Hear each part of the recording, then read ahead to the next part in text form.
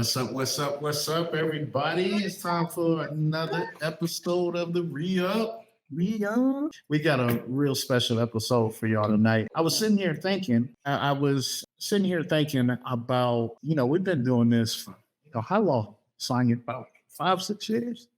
Yeah, this particular one, we've been doing radio even longer than that. But this particular, yeah, you're right. It's been a Well, minute. on YouTube, we've been on for probably about, I think, two and a half years. And then we took a break as we transitioned from Fishbowl Radio Network. And we were on there for what, 2-3 years too? Yeah. Okay. True. Then what would Jesus spend now? WWJS now. We was there for a couple of months. Come on. So we've been doing this for a while. But I started thinking, like, we interviewed and we spent a lot of time with a lot of different people, on this show. So blessed, for it to take off and for us to have this type of platform to meet so many interesting people and kind of hear around their background. But I realized we never really talked too much about ourselves. We never introduced, ourselves too much. And, all of us got some purpose. All of us got some stuff we do outside of the Re-Up. So I thought tonight's episode, since I don't have a guest, and since I don't have a topic, unless one of our audiences, Mendoza, comes up with a topic or something they want us to talk about, I figured we interview each other. There you go. Yeah. And, get an opportunity to kind of share what our background are, our passions, some obstacles, some things, some testimonies, all that kind of stuff. And see where that kind of leads. There we go. Now we missing, if y'all notice, we missing our introduction, our special guest, and then I know Mr. Dynamite, he's trying to, get in here. He says he's having technical difficulties though. Yes, something's going awry. So, that's what tonight's going to be about for the next hour or so. And, as always, we definitely want our audience participation. We want to hear from you guys, your questions, thoughts, topics that you might want to discuss. So, you can, if you're joining us on Facebook, if you're joining us on YouTube, you can Look at here. definitely have a conversation. You know what time it was, didn't you? You felt it. Listen, man, I've been trying to get this thing cracking for a minute, and I've had to resort to some techniques that I don't normally employ. Uh-oh, that's all right. It looked like it's working for you. You rigging some stuff? Yeah, he rigged it up. You sound good. You look good. I mean, I feel good Okay. for the most part. Okay. Okay. Well, you just in time because I was just kind of updating the audience about tonight's show, right? I named it Filtered, the personal stories for the TheReuPLive cast members. So we gonna interview each other, man. We're Definitely interview each other. We're gonna interview each other because I realized, like, out of the 6-7 years that we've been doing this, man, we really, have never really shared what we do and how we got here or how we got some of this wisdom that we like to share every week and all that kind of stuff. But, wisdom comes with falling and getting back up or applying knowledge. You know what I mean? So I thought it would be really, really fun for us to, interview each other. So who we want to start with? We start with you, Show? Oh, you want to start with me? No, I'm teasing. Y'all got questions? Yeah. Did you want to go first? Because, Dion just going to get it on out the way. He done slid on off the screen. He done slid off the screen. I guess that's a no. I guess that's a no. So yeah, let's start with Bishop since he was the last one to pop up here. Bishop. Come on, talk to us. All right, so we're going to introduce Bishop real quick. Bishop, one good leg. We also have known him as AKA Mr. Dynamite. Yes, sir. He's a singer. He's an actor. That's true. He's a comedian. Come on now. Hey, what else, man? Host. Come on. Radio host. Like, he got a lot of hats that he wears. He does. Did I cover it all, Mr. Dynamite? What else you got going on? Well, I do a little writing. Come on now. Writing for what? Come on, fill us in. Right? What you writing? It's whatever, songs, what I'm saying? I don't go to the extent of, the science in terms of my poetry, what I'm saying? But again, I get inspired. I catch a verse. Oh, Come okay. on Okay. Okay. now. Boom. You catch a verse. Have we heard any songs that has some Dion lyrics in it? No, not yet. Not Nah. yet. No, we can't hear them songs.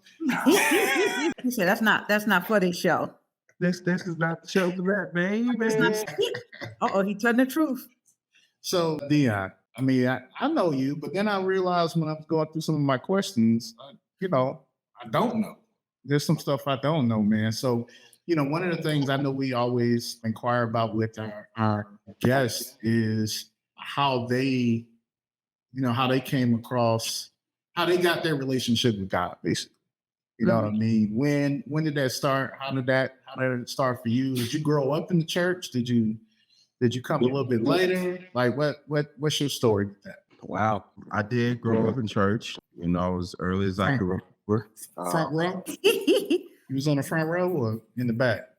No, wherever, I got anywhere I fit in, depending on if it was on time or not. If it was on time, then definitely closer to the front. If not, then definitely closer to the back. Don't come late trying to get all the way down to the front. That's No, sir. Okay. I don't want everybody looking. I just, the few people in the back, they turn and, that's it. Okay. The church van used to come pick us up and we go around and pick everybody else up and get to church. That's how I got there. We didn't have a car when I was young. So, Okay. that was my mode of transportation. And you've been in Fort Worth all your life, right? You Texas born and bred. Okay. Southside. South side. Southside. Oh. As a teenager, we used to, growing up when I was younger, we used to go to this camp. And because I went to a predominantly Caucasian church. And You want to shout out the church? What remember the church? yeah, absolutely. It was Sagamore Hill Baptist Church. Okay. Baptist church. Okay. Yeah. And You're a good one because I don't remember the name of the first church I went to. I know it was a Baptist church. I remember the pastor because I was getting him personally. I remember all the names of all my churches. because they all had, different significance. And I saw different things in other people and in myself in those churches. They created black memory. Laughing. No matter what I do. So, but yeah, we used to go there and, that was just like, it was a week to kind of get away from everything and unplug and really get connected with God and discover some things about God and yourself and, trying to, increase that relationship so that when you come back, you can kind of share that with people and, really be on fire, power through the, school year or whatever the case may be. Well, it was at that point where I started to get the nudge, young teenager, I started to get the feeling that I was meant for more than just, sitting in the pew. And that's when I started running. You start. The nudge equals running. Okay, I got you. You start running where you got nervous. You was like, "Oh Lord!" When I caught my Jonah vibes, what I'm saying, I started running, and I felt the fish on my heels. It was hot on my trail. You feel me? Trying to swallow me up. Come on now. And yeah, I think everybody go through some. I think everyone. I don't know about everyone. I can't speak for everyone, but I think there's always some Jonah experiences. You know what I mean? Like, especially if you grow up in church, right?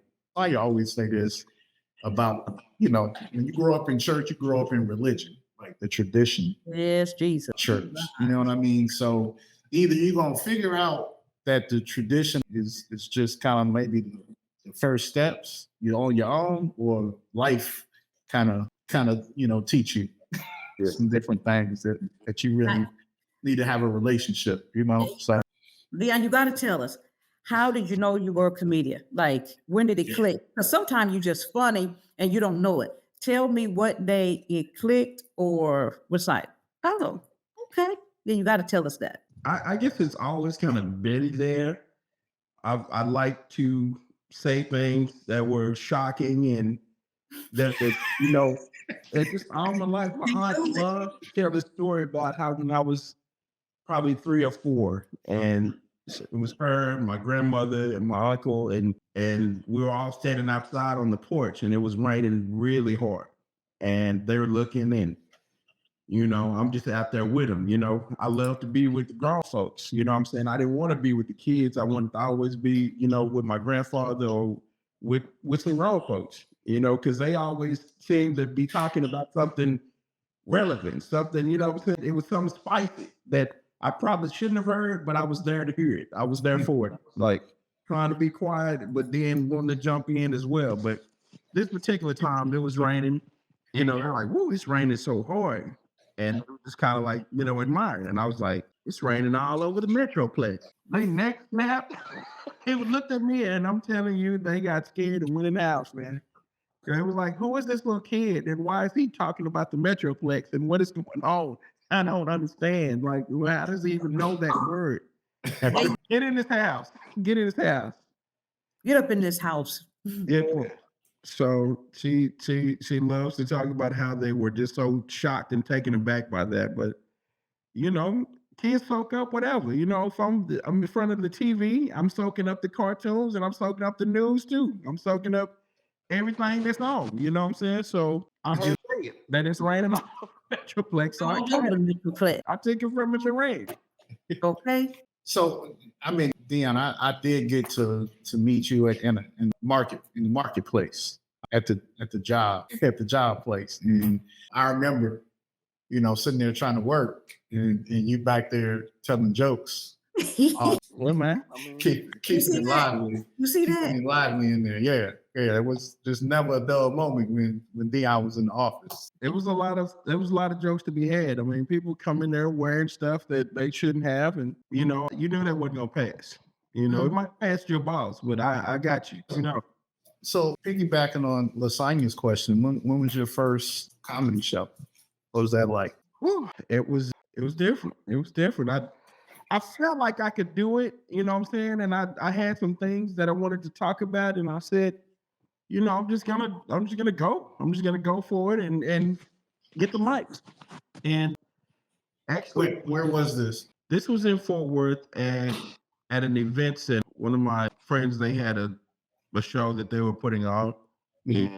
I asked them if I could get up when they were doing their thing and, tell a few jokes. And like, yeah, because I've written some stuff even for like school. A friend of mine, he ran for class president, and he said he kind of wanted to put on a show and not just do the typical, candidate thing. And so I wrote a bunch of skits, kind of like in Living Color, you know what I'm saying? And they acted it out, and it went well. A lot of people were shocked. Okay. Yeah. So I'm shocked. Yeah. Well, you ain't write no skits for us yet. I got these ideas in my head. I just like, I don't have the ability to, put the camera and do the editing and all of that. So I'm like, I see it in my head the way I want it to go, but I need somebody to help me behind the scenes, so to bring it to fruition. Okay.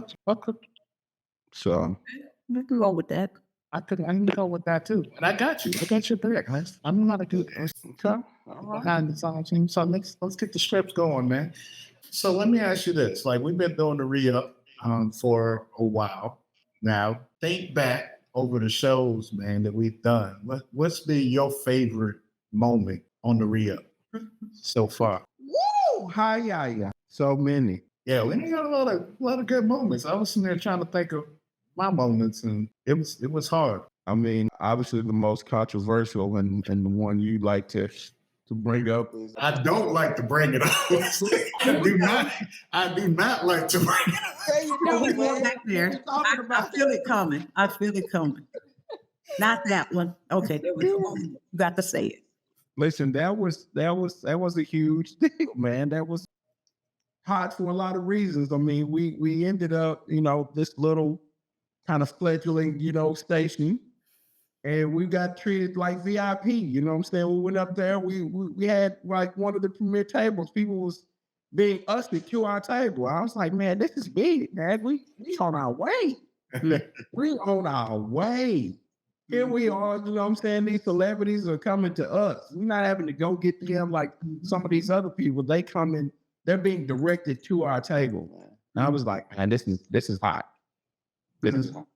So for those of you who haven't, y'all just joining us, y'all just joining the audience. What he's referring to is I went to North Carolina. It's for the gospel extravaganza that they had. I don't even remember what year it was, but it was a stadium, a football stadium full of people who had traveled from all over.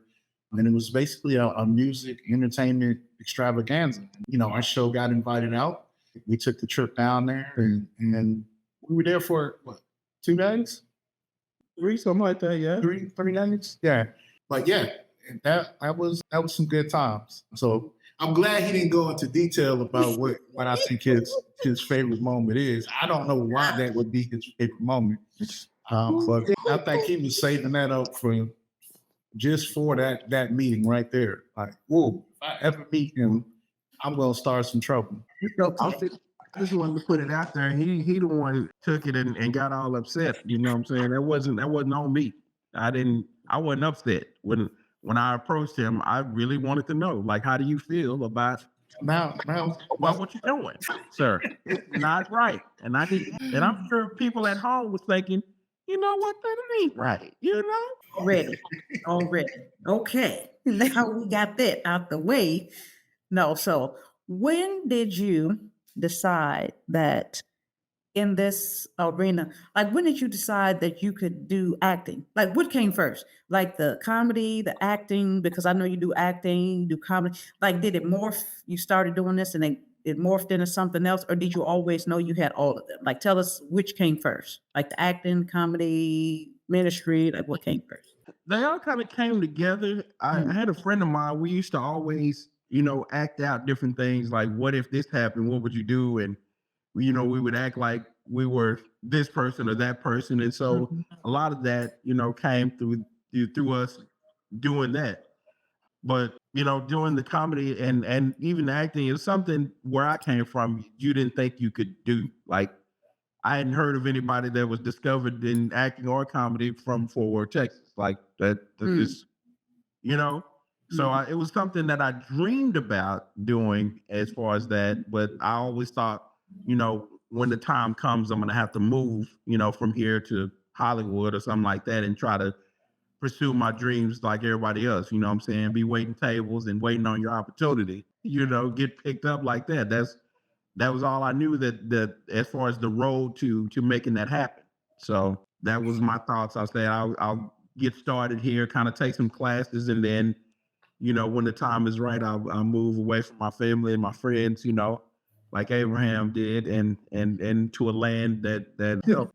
So I found the flyer for Gospel Extravaganza. So it was 2014. Wow. Man.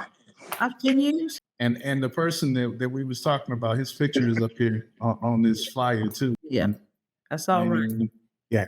But so, Dion, and I guess, I know this was kind of sprung on you, but what's next, man? What are some of your personal goals? What are some of the things that you're trying to, knock out of the park right now? Oh, it's for me, it's kind of a retooling time right now. I've had a lot of challenges that have come up for me personally here lately, and especially sorting and navigating through those things and making sure I'm in a good headspace to remain creative, because as you come up, you have to definitely continue to keep fresh material and everything like that. So just not letting these situations that you face in life, which everybody kind of goes through, bog you down. And so that's where I'm at mainly with that, is trying to, keep my creative headspace clear so that I can, move forward with.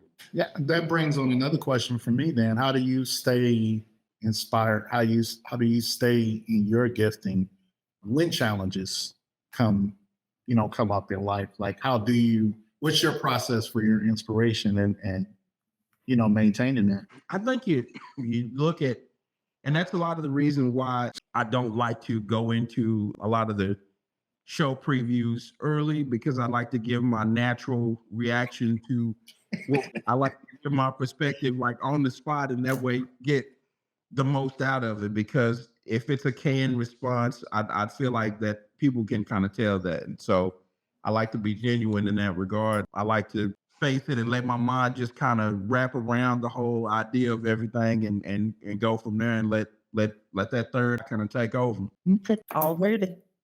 So, back to our audience real quick. That's Mr. Dynamite. That's AKA Bishop One Good Leg. That's Dion Miller. Y'all got questions for him? Y'all go ahead and just pop those questions in the chat.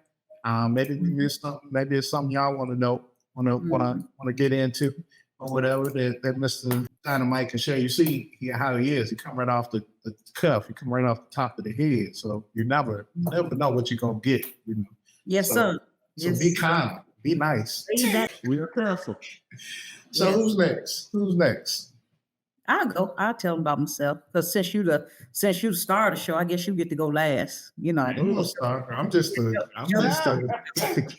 keep things going. I'm the Name smoke. the show. He the host of the show. We just be helping him on the side. That's what we doing. And That's it.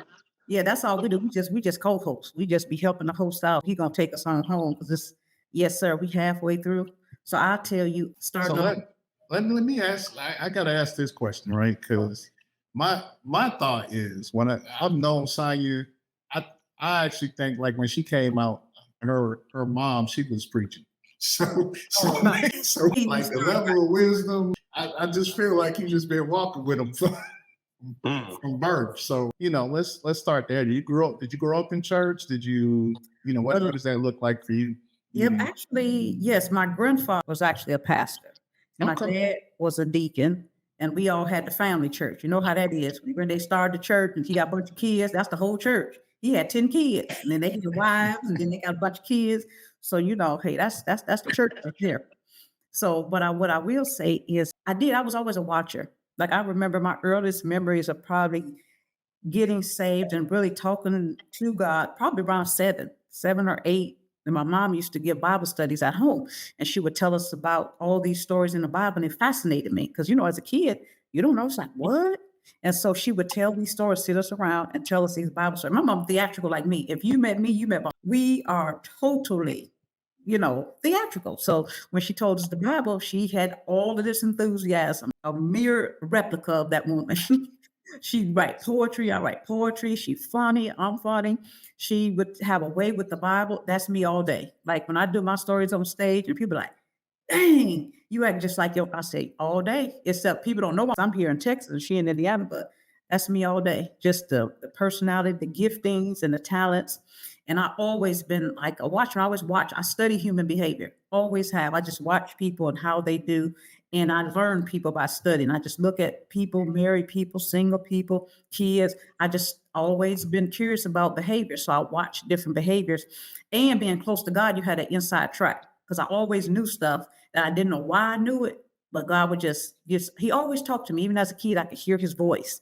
And he would just be saying little things like stuff I wouldn't know. I'd be like, nope, that's not the truth. Like people start talking to him, like, nope, that's not the truth. This is what it really is. I'd be like, well, why they say that? Don't worry about it. This is what it is. So I always had that extra gift, that inside track, that inside voice. He would always tell me things. And so that was I didn't appreciate it younger, but as I'm aging, I definitely appreciate it older. Because as a young person, why do I need to know that? Like, I want to be young. I want to be surprised with everybody else. But as I'm getting older, you need that inside track to make wise decisions and choices and help other people. Because sometimes you see other people's lives and you see a train coming and you be like, hey, this train is coming at 5 o'clock. It's going 500 miles an hour. I need you to jump off them tracks, please. And people looking at you, I don't see no train. And they dancing on the track. I said, I'm telling you, I see the train coming at 5 o'clock. So that's to sum it up. That's been about the story of my life. And I will say Texas was one of my highlights of my life coming down here and how I got started memorizing my pimps. I didn't always know I was funny. Like my family said I was funny, but I never really did comedy. I never did comedy before I got tech. Never, ever, ever that I knew of. And so, but how my poems led me to comedy. I met a young man. He missed his bus. He was here from Canada or something. And I was taking the bus to church. It was when I first got here. And he was like, "Oh, it's something in your voice." And I had my book with me because I always carry a copy of my book. He was like, "You need to memorize and get on stage." I said, he said, "Memorize and get on stage." First thing I did, I went home from that night forward. It was 32 poems. I started memorizing them. And then the strangest thing showed, you might not know this, but Taurus, your friend Taurus, memorized the poem and then honest to God, my hand to heaven, this is what happened. Never met him, didn't know nothing about him. He had a black suit, and it was at the Potter's house in Dallas. And I heard the spirit say, "Go up and recite that poem to him." And I'm like, "I don't know that man. He gonna think I'm crazy." He kept up, "Just go say it. Just go say that poem to him." So I had memorized the poem. I was like, "Oh man, this dude is finna, I don't know what he finna do." So I went up, I said, "Hey, can I share a poem with you?" He was just as calm. Okay. I did the poem. He said, "Hey, I got an event Friday night. I need you to come do that same thing. That's poem, don't change nothing. Do that same thing Friday night." And mind you, Sunday. So he brought me to you. So that's how I met Shelton at our first event. That's probably over 14 years ago. Because JoJo was a rapper about 14 years ago. But that's how it started. The young man on the bus told me to memorize it. Started memorizing it. I got the one I rehearsed, did it for Taurus. He brought me to you. And at that first event, Miss Vicky was there and said, "Oh, yeah, you're a comedian." I'm like, "What are you talking about?" "Oh, no, you're a comedian. You can do what I do easy." So she took me around that same weekend, the next weekend, and took me to all these different events. And then she asked me, "What you think I made? How long was I on stage?" All weekend, Friday, Saturday, Sunday. 10 minutes, 15 minutes, then one night, 30 minutes. She said, "I made $1,500 for 15 minutes, 30 minutes, 45 minutes. You think that's a good job?" I said, "Yeah, that's a pretty good job." She said, "You got it. That's your job. That's what you can do." So every time she had to open Addison Improv, she'd see me in the audience, "Open up 5 minutes. You got it." I'm like, "I don't know jokes. I just tell stories." She said, "That's all you got to do. Get up there and tell stories." She said, "That's all comedy is. You tell stories with a certain pizzazz that you got." So it's crazy how my life went and took a, yep, was that the very first event? Yep. Yeah, Looks one like of them. We was in a. it was the early. He was all trim. Look at him, Dion. You see him? I see him. I was about what 50 pounds long. He had more hair too. I had some hair. I He did had have more hair hair on then. his head. So let's back up for a second because you're right. I didn't like. So as far as poetry, it's the first time you performed poetry was at the Jack Opera. That was the first time I ever performed in the stage for anybody anywhere. I had memorized these poems because the young man told me had something in my voice. And then when I went to church, God said, "Say this particular poem to this man in his black suit," which was Taurus. And I never met him, didn't know him. I had no idea. And he said, "I have an event Friday night, say that same poem." That's how I met Taurus, and he took me to y'all. So that's how all that took off. And then got your event doing poetry, and Miss Vicky there talk about I'm a comedian. I'm like, "What are you talking about? I'm just reciting some poetry." She said, "You is funny." Like she told you, Sheldon, "Who's that comedian up there?" And Yeah. then you told me, I think. Because by that time, so actually, Miss Vicky, when we met Miss Vicky, we were at the Backbeat Cafe, right? And by that time, and you were hosting. Okay, there. So I'm really shocked, first of all, because I thought you had been doing at least your poetry on stage like forever, because you was a Never. natural, when you came to that, and it was so entertaining, it was so good. And I don't want people to overlook that piece of like how many times does someone get that thought where God is actually telling them to do something and they don't do it? Oh man, it changed the trajectory of my life. That's how I met you. And all the connection with you, and all the events we put on, and all the other people we met, and how I connected to record those shows, put them online, and get events. Like most of the events I get booked on Facebook, Instagram. "Hey, I hear you do comedy. I saw a couple of videos. Will you do a show?" That's how I get a lot of my bookings. So that one event, that one thought, and I could have said, "That man don't know me. I'm gonna look crazy." I thought all that. He's like, I said, and I just looked at him. I was like, "He don't know me. I don't know nothing about him. Oh my Lord, he gonna think I'm crazy." He said, "That same piece, Friday night, I got a show. Pick you up, or where you want to meet at, I need you to do that same show." And that's how I came there and met you. And at that event, he brought me to Wow. your event, and that's how I met you. And what, 14 years ago, been connected ever since. Like literally, that's how I started. That's the first poem I ever did on a stage. I never did any poetry in Indiana, but that was the first stage, all that practicing I did at home, that when I hit the stage, it was at your event, the first time I ever performed Club Live. Then you started hosting. Yep. And we didn't do the introduction, but so I'll do a quick introduction. So Lasagna, just like Dion is a comedian. She's an author.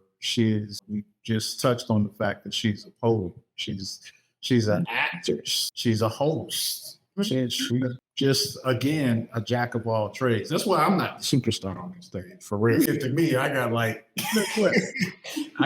two talents, and that's just. And look, you only need one. Look, see, that's that.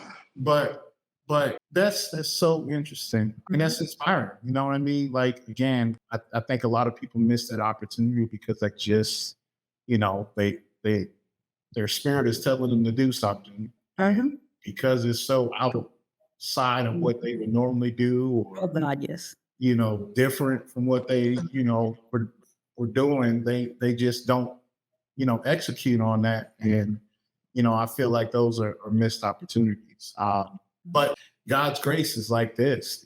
Like he gives you more chances. I don't even know where I would be if I never met, if he didn't tell me to say that to him that day and not meeting you, just all the adventures that we've been on, all the different programs, like us with radio, like all the years, all the fishbowl, the What Would Jesus Do Now, WJS Now, like everything we did, like that one event, that one encounter opened up so many other doors. I don't know, what would happen if I didn't do it, but I can see what did happen because I did do it. It was just one act. And I'm going to tell you right now, people, I thought it was the craziest thing ever.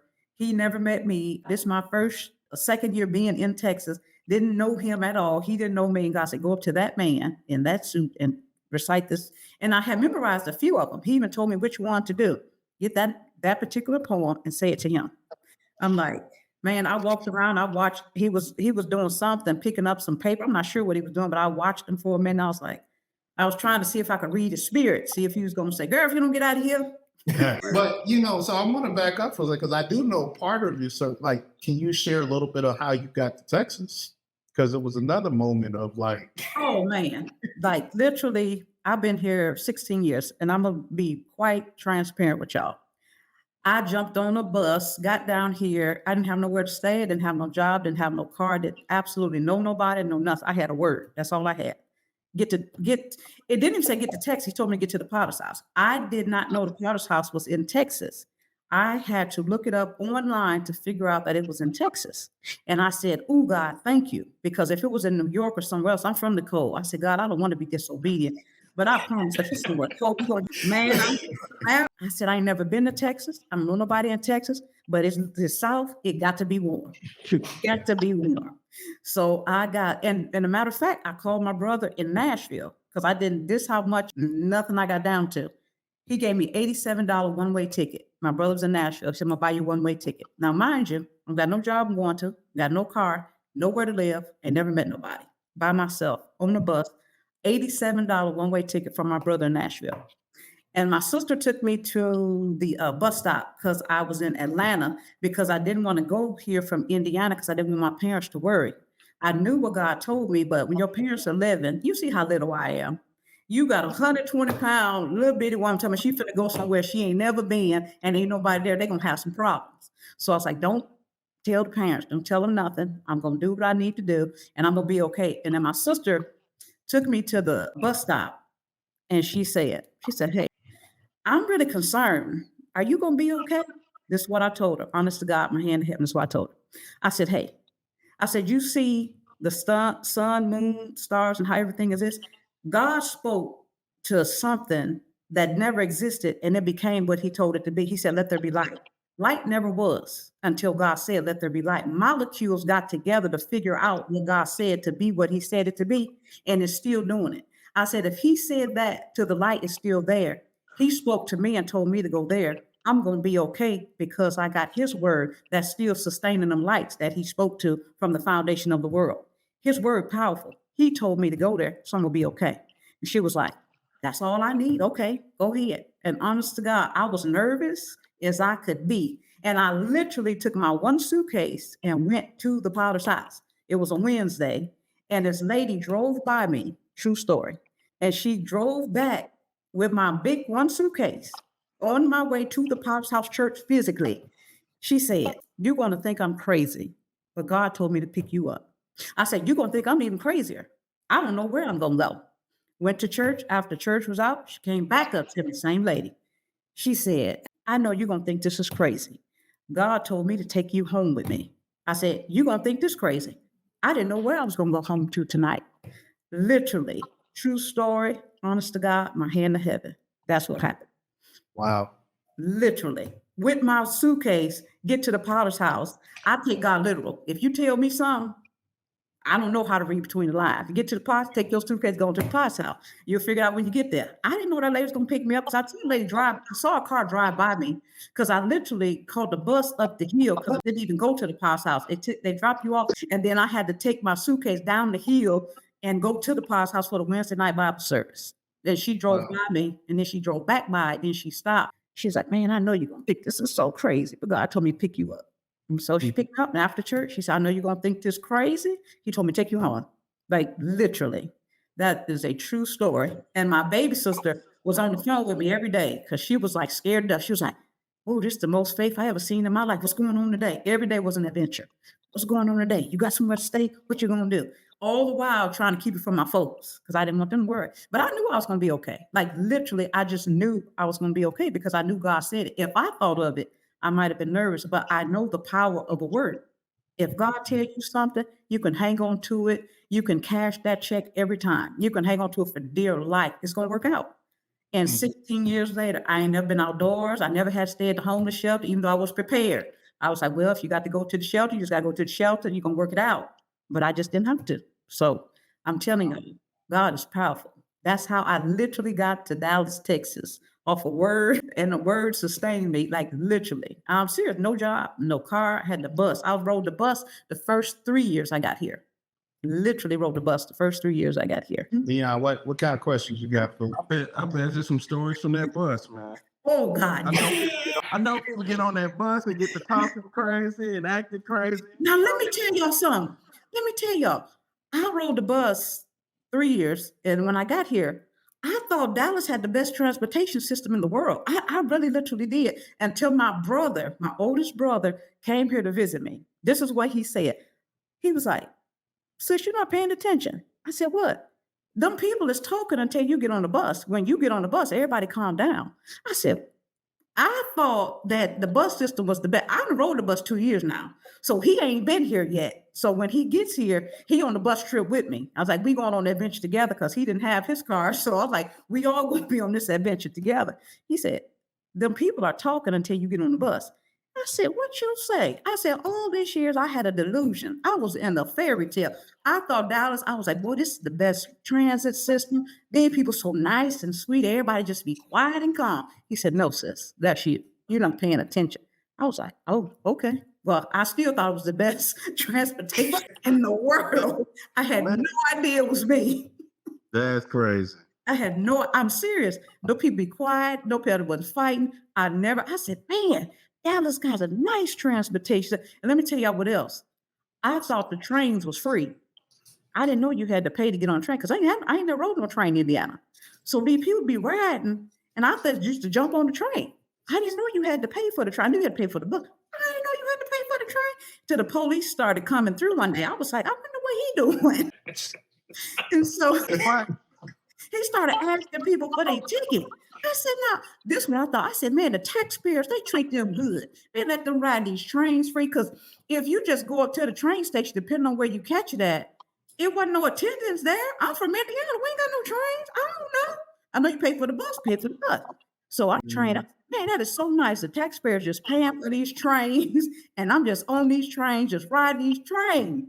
Till that police down there asking about them tickets. I said, "Now, why is the people, what they showing him?" And so when the man got to me, he just looked and he went on by me. And so I said, "I probably better go and buy me a ticket next time and figure out how this train stuff really works." Because he had to pay for their ticket. And so That'd been my luck. He would have pulled me over. Favor ain't fair. But favorites real. I'm telling y'all. I said, this is so nice. They got these taxpayers paying all this taxes, and they just got these people these nice trains. They nice too. Yeah, I think that ain't what that was. Yeah, that ain't what that was. So I said, oh, okay. I learned quick though. I learned quick. I got that ticket after that. I just thought I just jumping on and off the train. I was just having a good old time. I thought this is so nice. So I got the same question I asked Dee. Like, what's been your favorite moment or interview so far? I'll tell you the truth. It's not really for me, but it's my favorite watching it. That same event that Dion's talking about, when Sheldon, you said, you said, of all the people in the world you want to interview, who would you want to interview? And you told Fred Hammond. And I said, okay, we're going to get Fred Hammond to our table.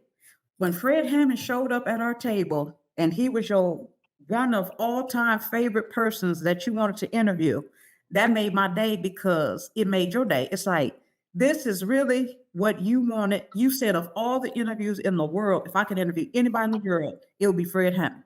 So when Fred came on the table, I was so excited. I said, we getting Fred. You remember what I said that? Yeah, I do. I said, oh, we getting Fred. He coming to our table. You said, well, he got a pick. I said, oh, he coming to our table. Because He pulled up in the golf cart, didn't he? And you know what else? Fred busted me out. When I meet him for real again, I'm gonna have to talk to him about that. I said, yo, Fred just got here and his number. He said, no, I didn't. I'm just on this golf cart. I said, Fred, it's radio. They don't see you. Can you let me have my moment? He gonna steal the whole show. He said, oh no, this just a walk. I said, it's radio. They don't see us. Can you let me have this moment where you're getting out the limo? Yeah, but that was one of my favorites because when you said it, I said, oh, we getting Fred. Yeah, he gonna come up here. And it was amazing. She said, Fred gonna do 3 tables, 3 only. And he picked our table first. Did he pick our table first? Yeah, Yep. I think so. And Yeah. she said, he wants y'all. And so it was 3 of us. And I was like, oh, he came to our table. I said, all right, then. I said, look, Sheldon, got your gift, your favorite person of all time. And we got him. So that made my day because of what you said. I said, oh, we getting him. If you want, oh, he here, oh, we getting Fred. See, people don't know I am crazy. I believe you need to have crazy, stubborn faith. If you want something, you just got to say it and keep standing on it. Sheldon say, you want Fred? I said, Fred coming to our table. Well, we got to see. I don't care what they say. Fred coming to our table. You want Fred? Fred is here. Fred coming to our table. Fred came to our table. It's and all these people. Now you have to remember, to our audience who wasn't there, how many vendors were there? How many other radio people, personalities were there? Like I guesstimate 30, 20, 30. And Fred only 40 is what popped in mind. 40, 50. 40 or 50 different radio stations. And Fred was From only all over 3 America. Yeah. from all over America. And they said, Fred's only going to do 3 interviews. And they say, that's all he said. He said, he'll do 3. He's not going to do everybody. I said, he's doing ours. And Sheldon said, Sheldon, you want Fred? We going to do Fred? Fred coming to our table. And I said, Fred did our table. Not only did he come, but he did our table first. And I said, so that was one of my all-time favorites because of what you said, because you wanted to see him, who's your all-time favorite gospel artist in the world. So when that happened, that's my favorite. It was mine too, and I definitely wanted it too. So we was all in agreement on that. We crossed the board on that part of it. So no doubt. Oh yeah. If I want something, I put my mind on. I said, nope, that's what Sheldon and Fred. We getting Fred. It's your favorite of all time people. He in this building. He coming to our table. And that lady came back to us. She said, guess what? Fred said he doing 3. He doing y'all first. And I said, there you go. Only thing I ain't like, he didn't let me have my limo moment. I said, yo, Fred just pulled up in the limo. He said, oh, it's just a golf cart. I said, Fred, it's on the radio. They don't see. Can you let me have my limousine moment? It's Fred Hammond. Yeah, Fred don't jump out of golf carts. He pulls up in limousine. Yeah, and I tried to be all, I thought we was going to be bougie with Fred. And he going to say, he slowed down there. No, just a golf cart. I just jumped on off the golf cart. So that was awesome. So I will honestly say that was my favorite because of what you said before we got there. You wanted Fred and to interview Fred. So that was like the highlight of all the years together. So same question for you. Like what's next? Like what do you see yourself doing? Actually, let me see. I'm working on a 3rd book, actually. I got these 2 books that I do. I should put it up. Let me see. I got one of them right here. Oh, you can't see it because I got that little funny screen on. That's all right. Okay, From My Heart to Yours and The Issues of Life. So I got those 2 books. I'm working on the 3rd one. And actually, I'm working on a pilot this summer. They want to shoot a sort of, I don't want to, it's a show, not necessarily a TV show, but it's kind of a different type of pilot. They're shooting some type of show. So shoot it in July, see where to go. If it take off, it'll be kind of a full-time position, maybe full-time, part-time, so to speak, but it'll be paid. So they're going to pitch it to the different networks. So we're going to try to work in on that and working on more stages and getting this third poetry out and trying to see how the best market it and get them sold. That's what we got to do now. We just got to get them sold, got to get it out there.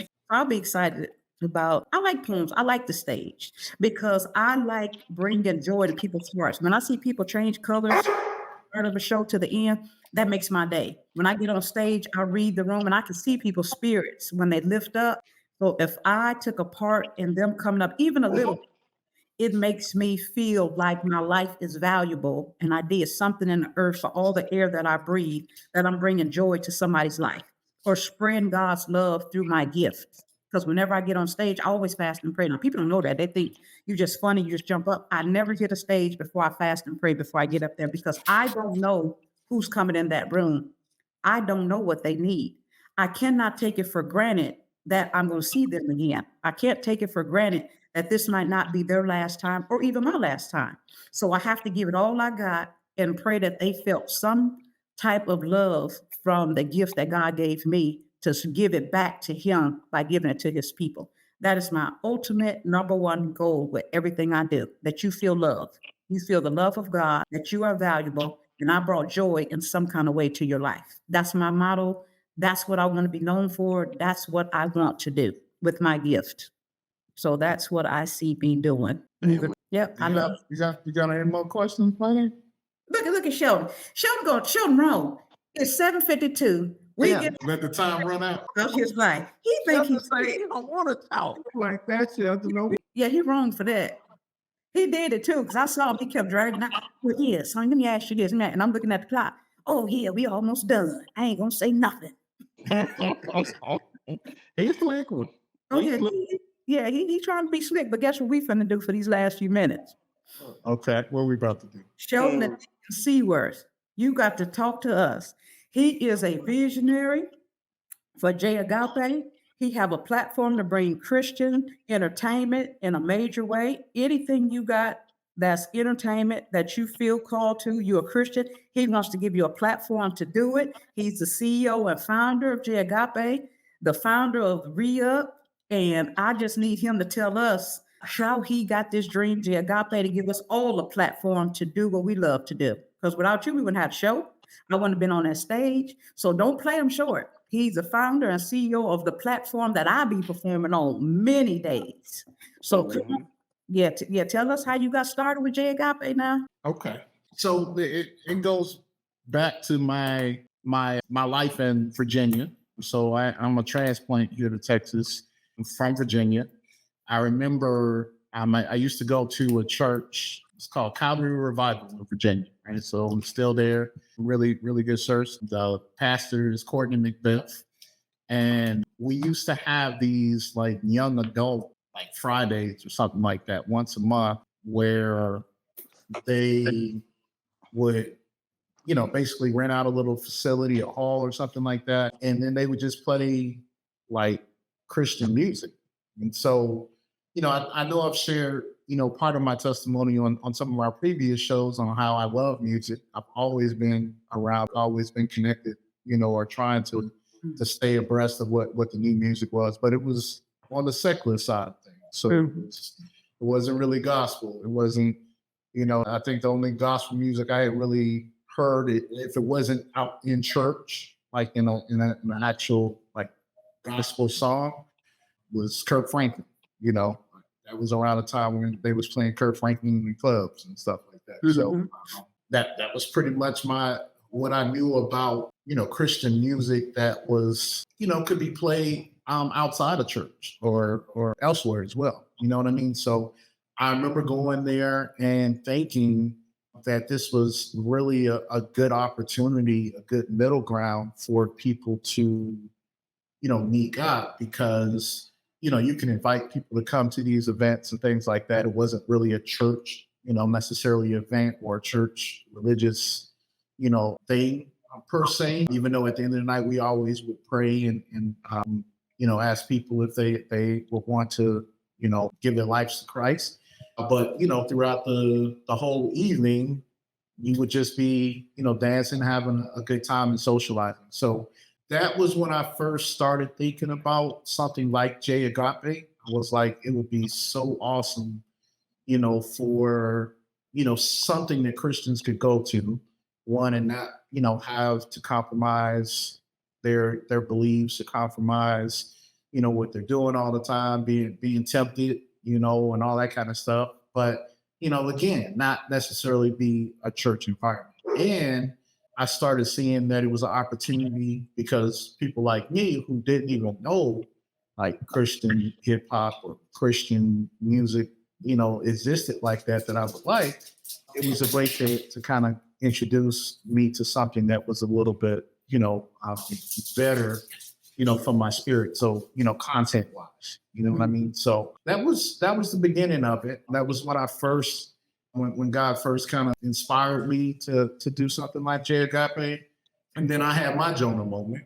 I didn't run away because of that, but I did have some, personal things happen in my life. I went through, my first separation from my first wife and, later a divorce. And me coming to Texas, it was not like Lasagna's coming to Texas. I actually thought I was running away from, the life that I had in Virginia, or, that I felt lacking, now that I wasn't married and two of my, sons were in a different state, so I made that move for a completely different reason. Nobody in my family has moved this far west. Not that I know. Not nobody. My brother, sister, everybody still lives back east. So I just thought, ain't nobody know me here. I could just do, restart. They offered me a good paying job. It just kind of happened at the same time, and I took that leap, and now I'm here. And so yeah, that was my journey experience, Dejon. So then, most of my content that I get to share now is because of that. Because before that, I was kind of sheltered. I grew up in church pretty much. I started going to church when I was like 8. Was my first memory. I got saved at a Boy Scout meeting. Come on, man. My pastor was the actual Boy Scout troop leader, and that's why I said I can remember the church. I can't remember the church, but I remember him. I will always remember his name. It was Pastor Hayward, but he was the troop leader at the Boy Scouts. And I was going there, and he told us about Jesus, and I was blind to it. I got excited about it, and I actually brought him back to my house. I could tell my mama about it, and that was her connection. And from that point on, I remember her always listening to church or in somebody's church from that point on. So your mom got saved because of you. It wasn't your mom raising you up in church. Is that what I'm hearing? Yeah. That's awesome. I brought the pastor to the house, and she probably won't get mad at me. She was like, "Don't be bringing people to me." Okay.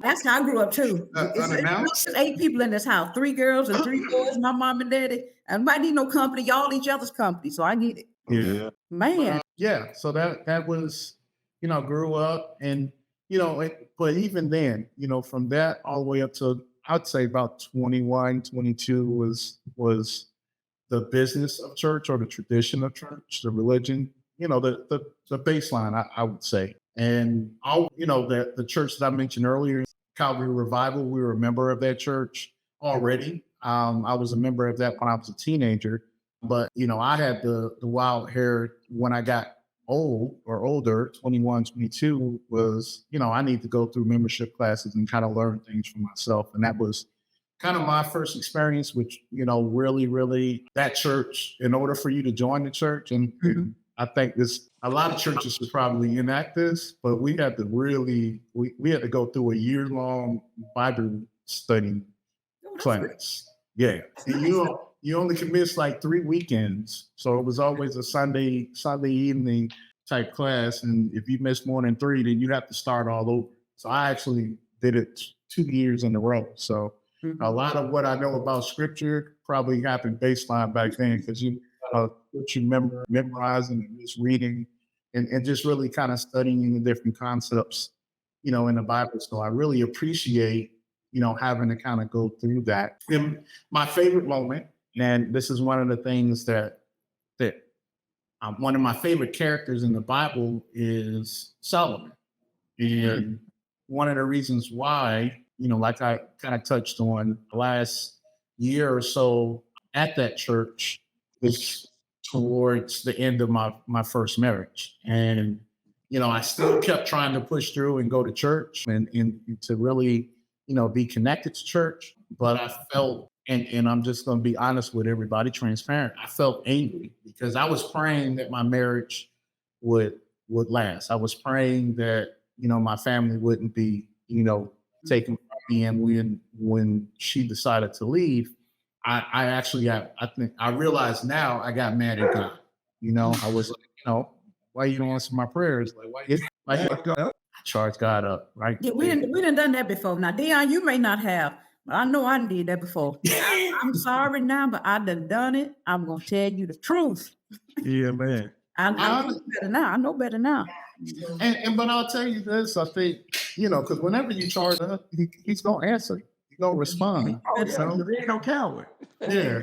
There you go. And I think that was the beginning stages of a relationship with him outside of religion, because he let me watch a little bit. He put me in a little protective bubble and he let me get a little rope and go out there and experience some things that I probably hadn't experienced before and just really see how I was and so I can have something to compare it to. You know what I mean? Like when you grow up in church, it's a good thing that you are, kind of protected from the things of the world, but you also are kind of naive to how the world operates, and how people operate, and wolves and and like Lasagna said, like just studying people, right? And so, when you don't have that experience sometimes, and you really don't know everything, it's kind of hard for you to see, how much God is really doing in your life, doing for you, compared to what we think the world can do. You know what I mean? So, but yeah, that's kind of the short of where J Agape came from. After I had my little stage of wilding out and doing different things, God got my attention again. Like, very like to only know that this is God talking type way. You know what I mean? And it was like, okay, like I gave you this idea some years back, and I'll let you feel sorry and experience different things, but I need you to do what I've asked you to do. And so got remarried. A lot of y'all have met my lovely wife. And the very first year we got married is the very first year we did our J Agape event. It was actually on my birthday.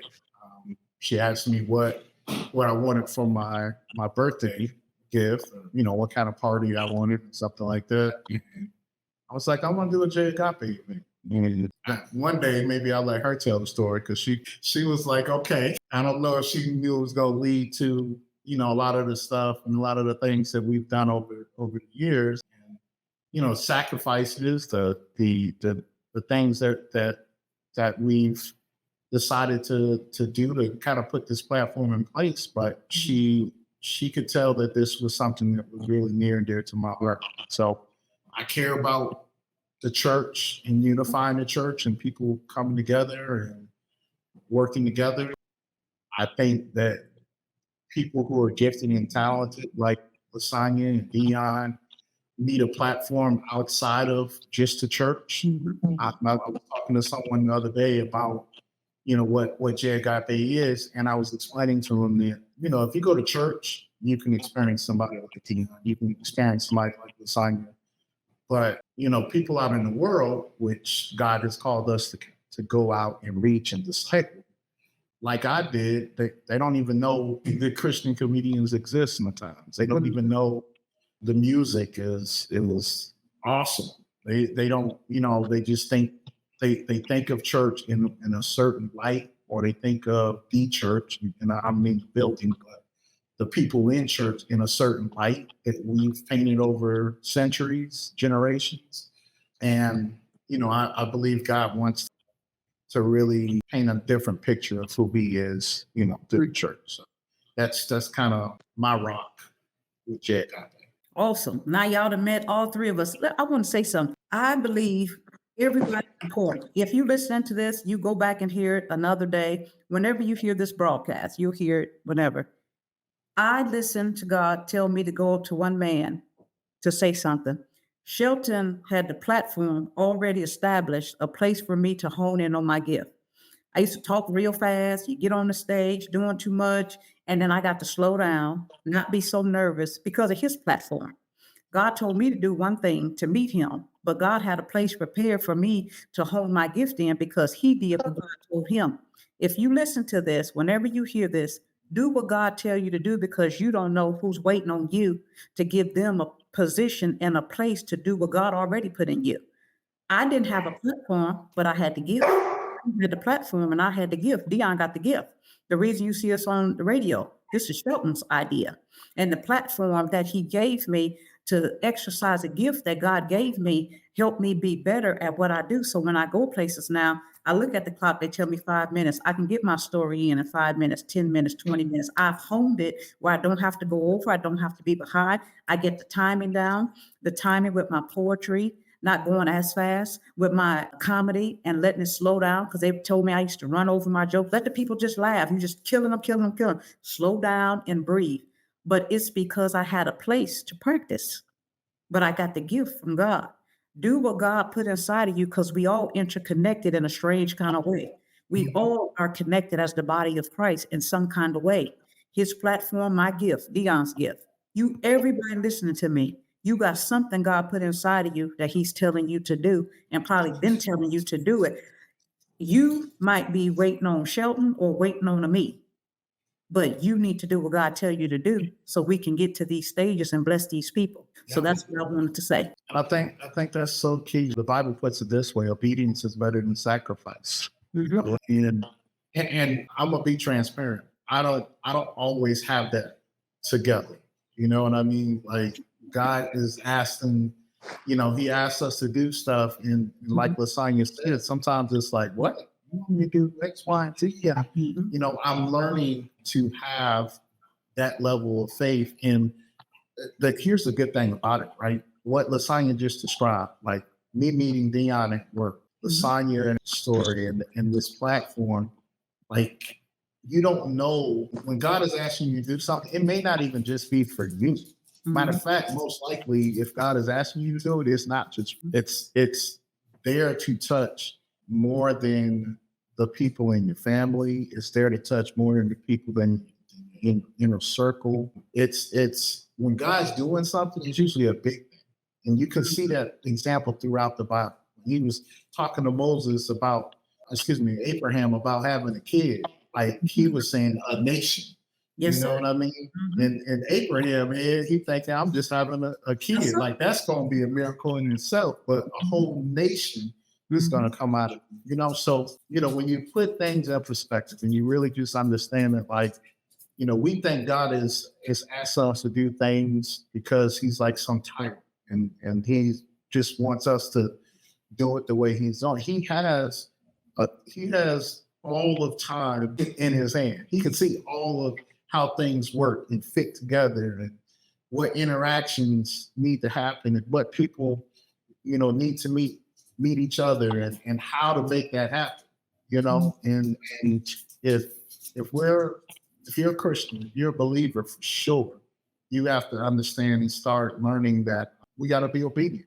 Like whatever he say, do it. Make sure it's him. You know what I mean? Because there's a lot of stuff we put on him. Yeah. Yeah. And here's the good thing about it, he'll confirm it. Like if it ain't clear to you or you think you still, a little wavering, like he gonna confirm it for you. He gonna let you know I said X, Y, and Z. You know what I mean? And when you do it, just watch and see what happens. So I think, definitely as a church, as a body, we have to be better at that. You have to really, that's what does the Bible say? Faith without works is dead. Like the works is you being obedient to what he's telling you to do. Like if you say you have faith, you say you believe in what he's saying, then you move the way and how he says move, basically. Yes, sir. That's all right there. You good, Dion? This was a good show. Now they got to meet the cast. That's us. They got to meet us. That's so again, Simon said, I don't know when the people are going to all see this, but if you got questions, you got comments that you want to ask either one of us, just go ahead and drop that in the comments. If there's topics That you hear. that you want to hear about. And real quick before we go, I did pull up like a memory, kind of a list of, different things. See what that kind of, and I brought up some of the pictures. Let's see. You done went on back. Wow. I think I'm still the same little with all that forehead. Lord. We got Lasagna here. This was at Fishbowl Radio Network. Anita Jarrell. Yep. Gifted. Yes. Thomas. Spent a lot of time with her. Yeah, I can't leave you out, man. Come on now. Oh, can't leave you out, Dion. Come on. Oh, that's Big Fred in the back. Oh. Yeah. Wow. Rest in peace, Fred Williams, another gifted singer. I mean, anytime we had anything going on, Fred was trying to be connected to it. I mean, he was behind a lot of the music that we hear today, just to really get the thing. But you see, Dean always rocking these ball caps. You ain't changed much, man. Okay. Don't crack. Black don't crack. Looking the same. Yeah, man. Yeah, man. I let my yes be my yes and my no be my no. You know what I'm talking about? Yeah. This is another favorite moment. Oh, Dietrich Haddon. Yep. Hattie. D Hattie. See Oh, Norris. at Norris J. Now Norris look really thin here. And we got Will Odom. His rapper name was Devion. Okay. Uh-huh. And I don't know what I was doing with this scarf from. Oh, it was cool outside. That's all. You see everybody got on the jacket. You see that other young man. Yeah, that's all. Here we got Travis Pratt, Eric. This was actually at the Sharky Awards. Oh, yeah. I just really want to shout out Fishbowl Radio Network. We did a lot with Fishbowl Radio Network, and really appreciate that platform, and it's still going really, really strong. So, Sammy put together a really good thing there. What we got here? This is Percy. Is that Percy Brady? Oh yeah, down with the. He's standing there in the middle. Uh-huh.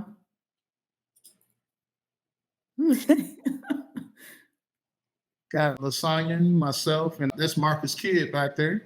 Kid in the back singing. Apostle Vera Howard. And that's Jessica Reedy. Jessica Reedy. Yeah. We got to get Apostle Vera Howard back up here because she in the TV show business now. She doing it now. I want to know how that's been working for her. Okay. Now we got a big husky in there. Oh, David Collins, the Johnsons. So, yeah, I just wanted to kind of take us down memory lane again. This is when our first episode of TheReuPLive was actually a live, performance type show, studio show. You want to go check it out, just go to our page. It's like one of the first YouTube videos that we have up here. So I appreciate y'all for entertaining us tonight. So letting us reintroduce ourselves to some people and introduce ourselves to other people.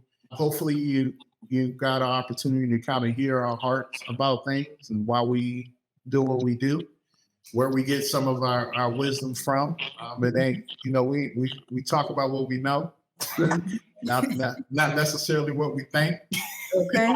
So always appreciate that. And so we'll be back here next week. Hey, look, one more, comment if you got any questions.